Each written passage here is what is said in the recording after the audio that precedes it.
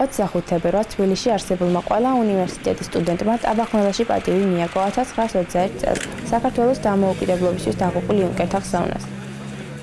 Რაღაც მნიშვნელოვანია, რომ ჩვენი გმირების, ეროვნული გმირების ხსოვნას პატივი მიაგებდა ჩვენმა ახალგაზრდებმა, სწორედ ამ ჩვენი გმირების თავდადებას უთანამშრომლ ბრძოლაში დაგვიტოვებს თავარი იმედი, რომ საქართველოს ოდესღაც გაერთიანდებოდა, იქნებოდა დამოუკიდებელი და ნამდვილად საქართველოს არ დამოუკიდებელი, უნებრივია რომ ახალგაზრდებს აქვს ნამდვილად შანსი უკეთეს საქართველოს აშენონ, ვიყოთ წარმატებულები.